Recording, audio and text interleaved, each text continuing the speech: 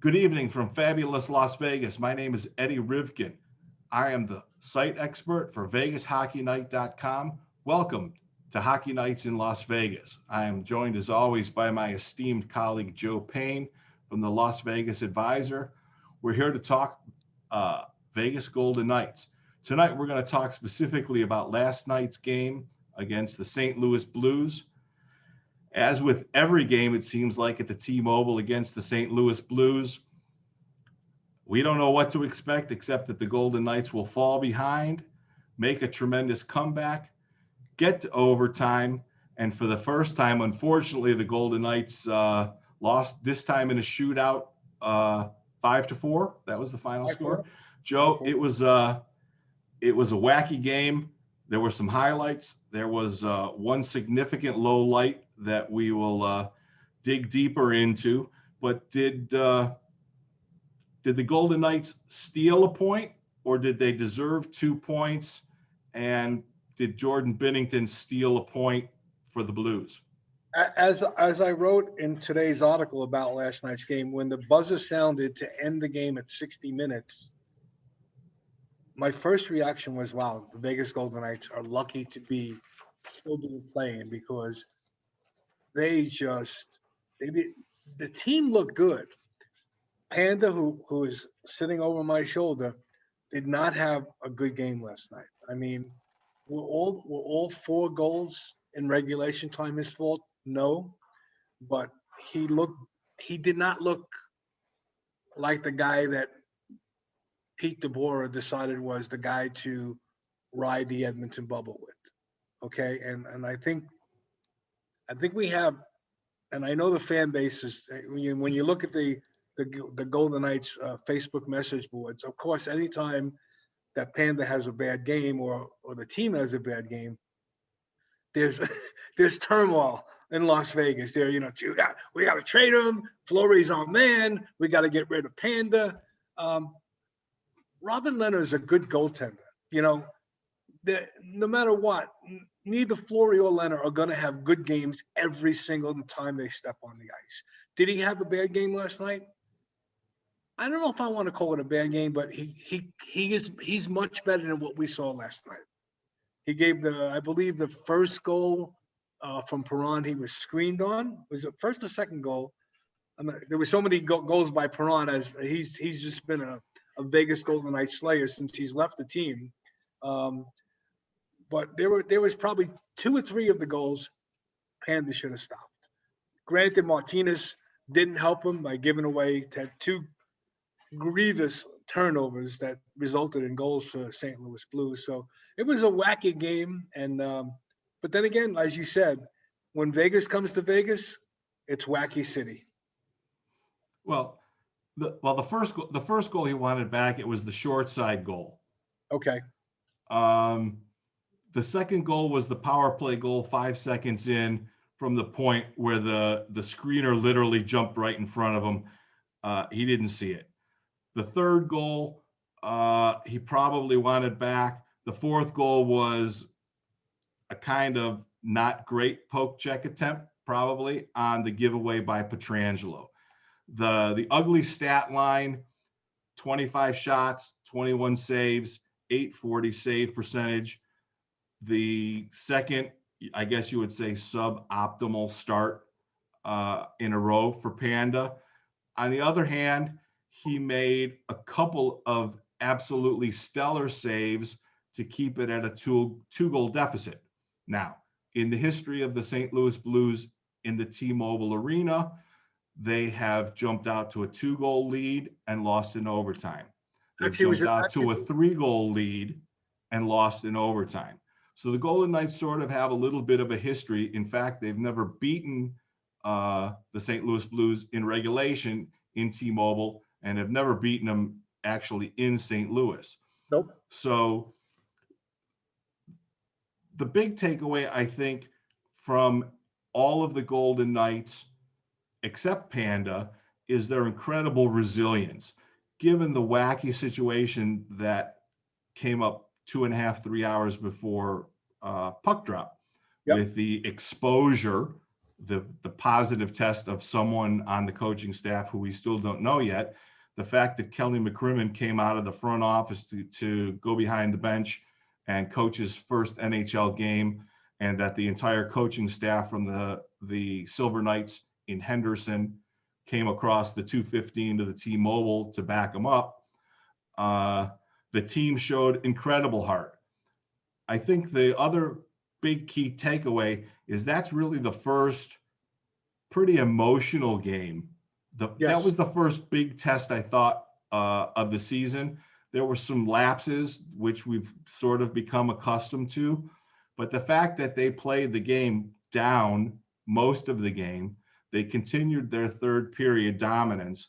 They came all the way back. The overtime was what we kind of expected overtimes to be. There were legitimate scoring chances on both ends. It didn't work out. We found out a little bit of statistical ugliness about how Robin Lehner is in the shootout. But all in all, Jordan Binnington stopped a whole bunch of rubber.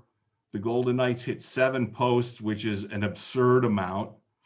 And the Golden Knights launched 83 shots versus 47 from the Blues. So I don't know that they stole a point. I don't know that they necessarily deserve 2 points. I think that they outplayed the Blues. And if Robin Lehner has a more Robin Lehner-like game as opposed to his last couple of starts, I think that that's a Golden Knights win. Yeah, Robin has given up 10 goals in his last 2 games, even though one of them was an empty net goal. So technically he's given up nine goals in his last 2 games. But, everyone on Facebook and Twitter is screaming for Fleury's got to be the guy. We know that the Boar's got a little bit of a longer leash for Panda than he does for Fleury. And that was very evident in his choosing of starting goaltenders in the Edmonton bubble. He constantly went back to Robin, even though Fleury played well. I believe Fleury played well in Edmonton, and Fleury's played well in all the games he played so far this season. Actually, he's been excellent. He has just a 1.00 goals against average in all the games that he's played so far. But when you talk about the goalpost, he got lucky on Sunday. There were a couple of goalposts that Arizona hit that preserved the 1-0 victory. That was the margin of error for that game was very, very small. William Karlsson didn't score until there was 46 or 47 seconds left to go in the game. On a play that Arizona is still belly aching about, they said that Tuck was offsides, and the defenseman said that he thought it was going to be offside. He heard people, players on the ice saying icing, icing. He says he let up, but and as Rick Tocchet, the coach, said, in an NHL, you don't let up until you hear the whistle. And he did, and Marchessault kept on skating and went behind the net and once again set up William Karlsson, who scored a similar goal early in the season. Well, early in the season. We are early in the season with a minute 22 left to go to tie the game, to get it into overtime, where Pacioretty scored 7 seconds into overtime to win the game. So your question was, do I feel Vegas got lucky?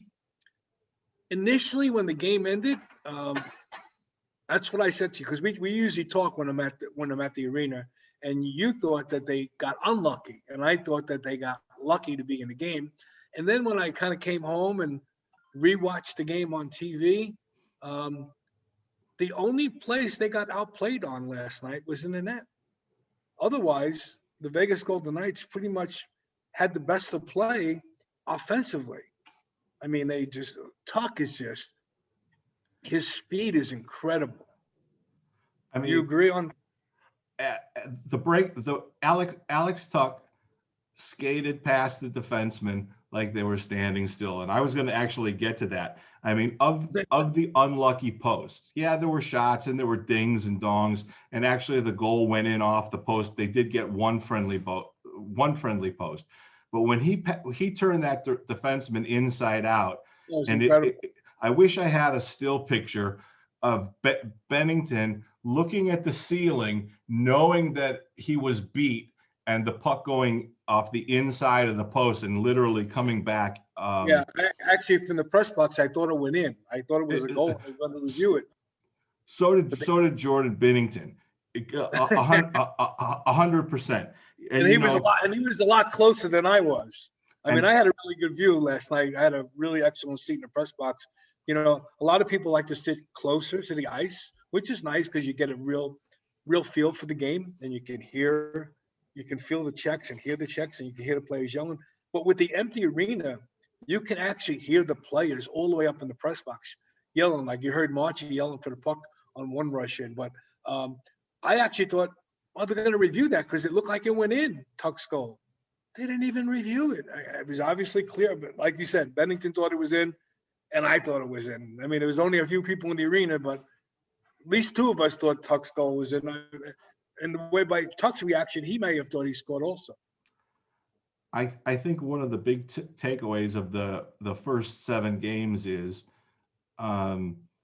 besides the fact that this is the first opening night and the first time that Alex Tuch has really been healthy at the beginning of the season, this is the Alex Tuch that earned the big deal after year 1.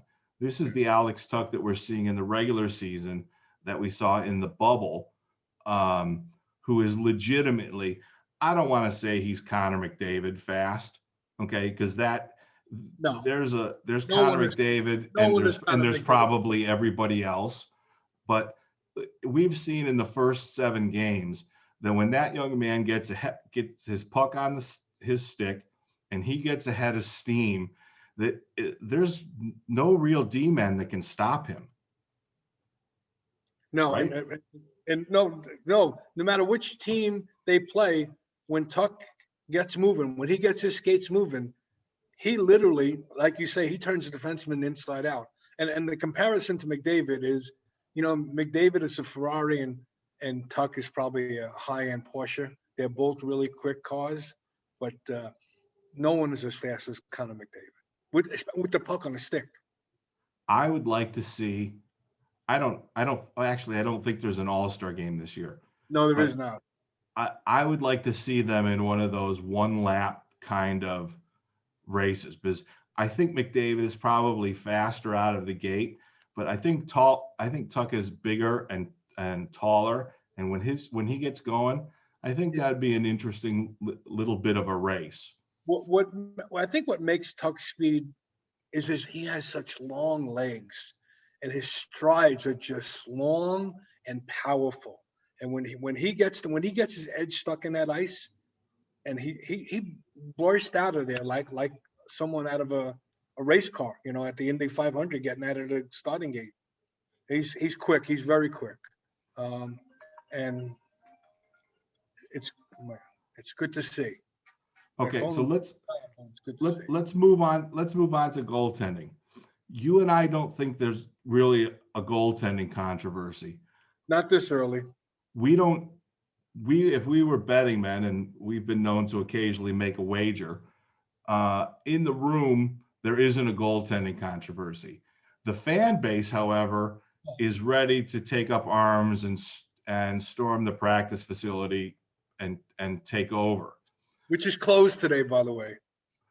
But how much longer do you think they're going to stay with this goalie rotation before they make a decision? Or do you think if they keep winning at a 6 out of 10 or if they keep a winning percentage in the 600s, do you think maybe they ride this out the whole way? I mean, why not? If they're leading the division and they're still winning, you know, if they're winning 5 out of 6 against the teams that they're supposed to, and they're still winning a good points percentage against the top tier teams in the division, is there really reason to change? Well, this was a question that I had planned to pose to DeBoer last night after the game, especially if the Vegas had won the game. I probably still would have posed it to him getting 1 point. And I was going to say to him, you know, you're doing this rotation. Is your intention, if the team keeps on winning at the frequency that they're doing, will you ride this rotation straight through into spring and summer? And which I thought he wouldn't, but he was actually asked that question that I didn't partake in it in the morning skate at City National Arena before the COVID situation happened. And he said the players will make the decision. Basically, he didn't really want to answer the question as to how far he was going to take the rotation. He pretty much said that Flory and Lehner would be the ones who would make that decision for him. So my question to you, Eddie, is that with these last 2 games by Robin, is that enough for DeBoer to make a decision? I don't think so. I think that I think it's something that they have to start to take a note of. I think that they will, continue to monitor it. I think they're probably going to stay with this situation, this every 4-day thing. I don't think they have a back-to-back coming up for a while. They've got a 3-day break coming up. The 4-game set against Colorado, I think, will be the real first sort of marker that they're going to look at where they are as a team. I agree 100%. That game in Lake Tahoe, that wraparound 4-game series, they're going to probably take and put quite a bit of stock in where they are as a team after that. It's they'll have a good bunch of games. They'll have a bunch of games against the lesser teams. They'll have a pair against St. Louis. They'll have 4 against Colorado. And I think at that point, they'll have time to really take a look inside and see where they are. Do I think that's the point where they make a decision as far as who the person who's taken the net? No, probably not. Do I think that we're going to start to see lineup decisions and things like that start to coalesce and gel a little bit more? Absolutely, I do. It's only 56 games. They have to start icing the same lineup more frequently. Pete DeBoer has to start putting the same power play units out because they need to get more reps. Yes, they've scored power play goals in the last 2 or 3 games, but 1 for 5 and 1 for 6 and things like that are not going to get the job done. Yes, they scored a 5-on-3 goal last night and it was great, but still the zone entries are not where I'm sure not where they want them to be. They're still horrible. They're still not, I'm sure their concerns are not huge concerns, but they need to be better. Was game 6 against Arizona the best game? I believe it was. Was game 7 against St. Louis a solid game? It was very much a solid game, as I stated before, except the goaltending wasn't as solid as they had hoped for. I expect tomorrow evening's game against St. Louis, probably not as wide open. I also expect that it will probably be just as physical. There's a little dislike brewing for sure. I think that the Golden Knights didn't like a lot of their D-zone coverages. Again, there was certainly some sloppy play and some bad turnovers. I think we're going to start to see the Golden Knights team that we expected to see a lot more often. I think that whole chat that we've had about the preseason 6 games and things like that, I think that that's over. And I think that the rubber is going to start to meet the road a lot more often. And we're going to have to really sort of see what we're going to do with Cody Glass, Keegan Colasar, and then how are we going to rotate the taxi squad guys in? Because those guys need to either get some reps or they need to rep them through in Henderson. Oh, I think they can't. I mean, they can't activate any of them because it'll put them over the cap. They can't activate Holden because that will put him over the cap. And if they activate him, then send him back down. He already cleared waivers once. Will he clear waivers a second time? I don't know.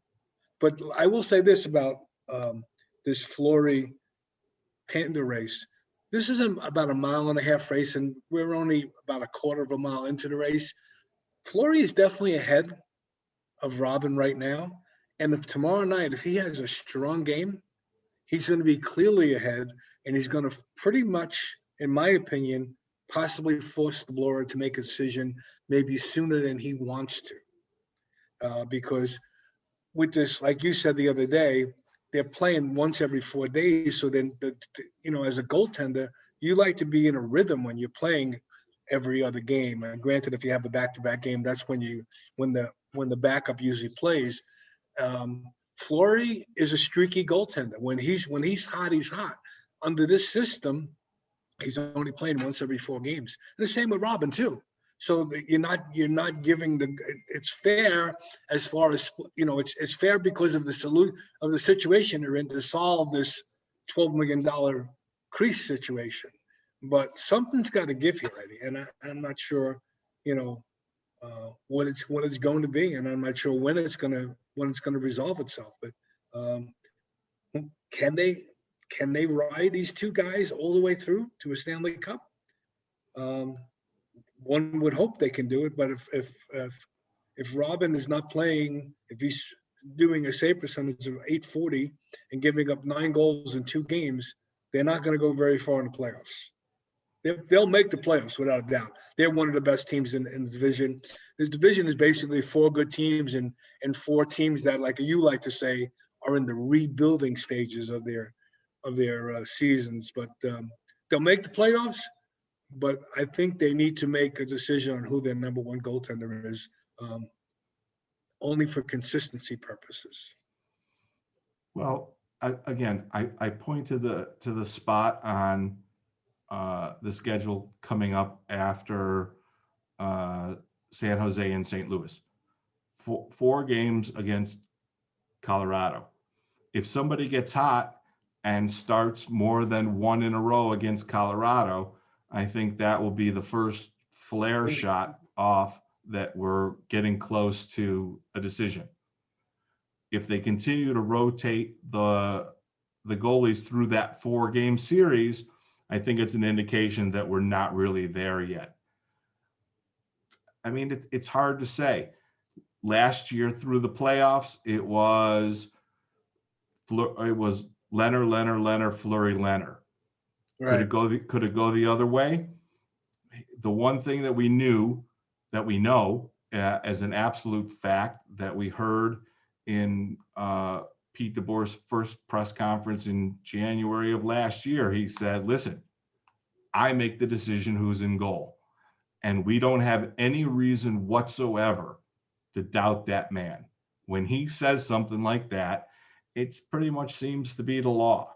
So, I'll go with that. And as much as sometimes he blows off our questions and he doesn't really give us disinformation, but he strings us along because he doesn't want to give us all of what he's thinking. And that's coach speak. That's why they have terms like coach speak.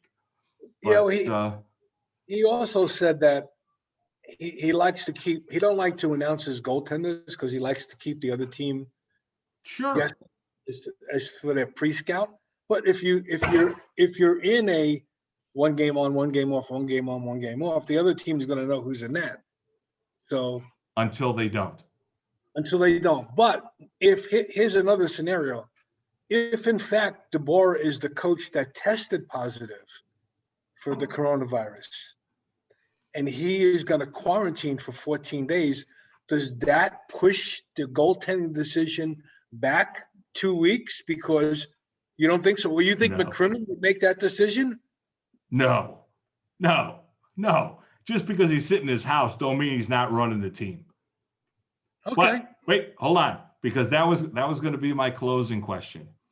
So Mr. Foley spends all that dough to bring the San Antonio Stars to become the Henderson Silver Knights. No, they were the Chicago Wolves. Okay, but it was the Chicago, but the team moved.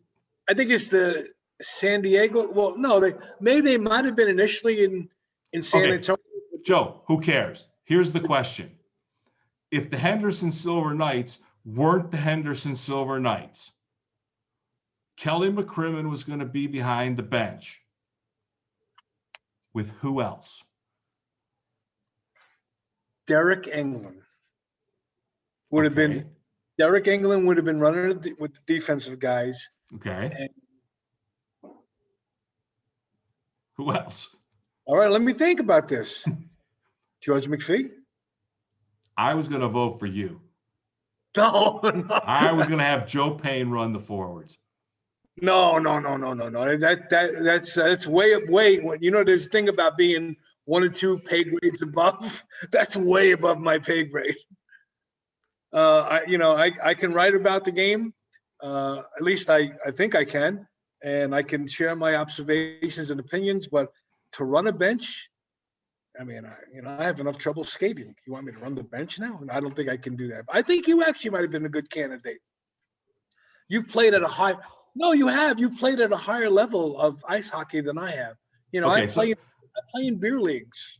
Okay, Derek England is actually an outstanding call.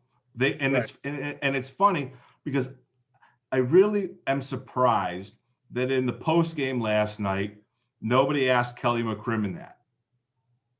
Who would have been if the Silver Knights team was still at the Chicago Wolves? Well, yeah, if they weren't in town or if they were on the road, what are you going to do, Kel? Well, besides England, Nick Holden could have been a possibility. He's a seasoned veteran, been around a while. Could have been Shane Knighty. He's a defenseman too. Somebody's got to run the forwards. That's what I'm saying. I think I would venture to say that you might have seen the president and the GM. You might have seen McPhee and McCrimmon behind the bench with either England or Holden. I think England was an outstanding call. I'm surprised nobody ever mentioned that. But I think Mr. Foley might have got his money's worth. I mean, aside from the too many men on the ice calls last night. Yeah. Do you think it had something to do with the new voices behind the bench? Sure. It was just a little disorganization. They don't. The Golden Knights over the first 3 years have probably taken maybe one or two too many men on the ice penalties. They don't take many. They've been a well-coached team from right out of the gate. Yeah, and the player said so afterwards. Like, yeah, it's a little bit of a different voice, but at the end of the day, we're professionals and we kind of know how the system goes. Right. So, okay. So you're not going to run the forwards. We haven't heard anything out of the Golden Knights camp. We do know that they are tested every day in the morning. We're waiting for word. I don't know if they're going to tell us who it was. Probably not. I don't suspect even if it is Pete DeBoer, he's still gonna run the show as far as who's the starting goalie is. You got to know that. I suspect that it'll be the Henderson Silver Knights crew again tomorrow night. I mean, I don't think that they can, if they have an exposure, that automatically, I mean, they share a coach's room, they share the video room and everything else. So It has to be close contact stuff. Can any of them be back tomorrow night? I don't think so. If one of them is tested positive, and obviously one has, they said that not because they implied it by saying not the whole coaching staff didn't test positive. No, they said it was an exposure is what they called it. Yeah. So I don't know. This is, it's conjecture. Who knows what's going to happen? But I don't expect to see the coaches behind the bench tomorrow night. Tomorrow night at all. Just on the safe side. I mean, why would they? Go ahead. Why would they even close the facility today, the City National Arena? They're playing it safe, and I think you're probably going to see McCrimmon behind the bench for 2 games in a row. One of the questions I wanted to ask in the press conference, but I didn't get picked, was I wanted to ask McCrimmon, since he hadn't really addressed the team in the room in between periods for probably at least 5 or 6 years, what was his message to the team going out for the third, being down by 2 goals? But I never got to ask that question. But I would be interested to what he said to the team being down 4-2 going into the third. Do you have any idea? What do you think he said? He said in the post game that he was really happy with their effort, and that they were playing really hard. You know, there were multiple questions to him in the post game about what his vantage point was like behind the bench, and he reiterated multiple times about their effort and their communication and the talking on the bench. I suspect that he said nothing. I suspect that after Mark Stone punched Justin Falk in the face a couple of times, that Mark Stone and Alex Petrangelo and Jonathan Marchessault spoke in the room, and Kelly McCrimmon maybe didn't even go in at all. And maybe that's a question that we could sneak in if we got a chance, but I don't think he said anything. I think that those guys are incredibly self-aware, and they know that that Robin Lehner wasn't having his best game, and they also knew that they were shelling Binnington and that they weren't out of the game. So they probably were saying to each other, listen, boys, we're not out of this. Keep doing what we're doing, and we're going to get through. I mean, if I was in the room, and I have played a decent amount of hockey in my life, you know when you're sort of winning the battle, but not the war. And Right. I watched the game from the comfort of my couch. And aside from the goaltending, they were winning an awful lot of the battle. And they were certainly winning the offensive zone battle, with the exception of the goaltending. And if I were a captain or a leader in the room, you know, I would say, listen, boys, keep pressing. And they kept pressing, and the shots were, I want to say 13-4 in the third, and the last shot or two that St. Louis landed in the third were with a couple seconds left and were fairly meaningless. So I would be surprised if he said anything. I wouldn't be surprised if he didn't even walk in the room. And I've been in rooms where the coach didn't even come in because there really was nothing to say. So, Speaking all of right, I like to, one thing before we go. Speaking of being surprised, are you surprised of the lack of engagement from Ryan Reeves so far this season? I mean, you know, Justin, the play that St. Louis got all bent out of shape about with Stone, I don't think it was blatant. I don't think it was a blatant late interference call. He basically said he stopped. You know, he stopped skating, hoping that the guy would skate into him, which he did. And Justin Falk took exception to that. As soon as Stone came out of the penalty box, he engaged him in a fight. Pretty good fight, not bad. I think Stone held his own. But do you think Reeves at that point has got to say, hey, you're just not picking on our best player. You're not going to, you want to fight somebody, you fight me. I was surprised that Reeves didn't step up there. Obviously, he's not going to know what's going to happen immediately when Stone is challenged, and Stone accepted the fight. He said he was kind of surprised. He didn't think it was going to get to that. But are you surprised that Reeves didn't respond to Falk going after Stone? not really. Okay. Just because you know as well as I know, there's really only 8 or 9 guys in the league that Ryan Reeves is going to fight. Justin Falk is not one of them. He's just not. Now, Okay. there is one guy in the lineup that would, but Ryan Reeves would never fight Justin Falk. That would be like a heavyweight fighter fighting Manny Pacquiao. Now, you talk about Ryan Reeves' engagement overall this year, that's a different question. But no, I'm not really surprised. There was a little bit of chirping with St. Louis's big boy in the lineup. Do I think that something could come of it tomorrow evening? Possibly. But no, the code in the NHL is the big boys fight the big boys, and Justin Falk is not in the big boy league, not even close. You know, that would be way out of code. You know, that would be like Tom Wilson fighting Jonathan Marchessault. It just, Those things don't happen. If there is payback to be had, and Ryan Reeves feels like Justin Falk was far enough out of line that some retribution needs to be extracted, then Kelly McCrimmon will start the fourth line, and St. Louis will start the fourth line, and Ryan Reeves will have a discussion with, I'm not sure who it is on St. Louis. And as the code goes in the NHL, they'll decide that they're going to have it. And they'll probably tell the referee that's going to have it, and they'll drop the gloves, and the linesman will move the gloves and the sticks out of the way, and Ryan Reeves will pound somebody, and the game will go. That's kind of how it is.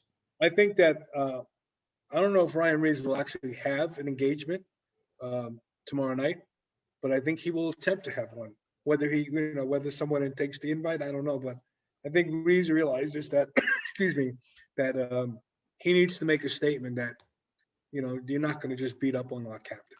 I'll give you this one from just a tiny bit outside of left field. Keegan Colasar might have his first fight in the NHL tomorrow night. He's a big boy too. He's built almost exactly like Reeves is built. They're very similar in built, and they're similar in the way they're really intensified on the forecheck. It would not surprise me one bit if Keegan Colasar went right up to Justin Falk and invited him for a tango, because is that a size comparison? Are you saying that Falk would go, because he's the same size as Reeves? But he's a rookie with 5 games in the NHL. Okay, that gives him a little bit more leeway. Yeah, it gives him a ton more leeway. Justin Falk doesn't know who Keegan Colasar is, but I'll go out on a limb and say that there's a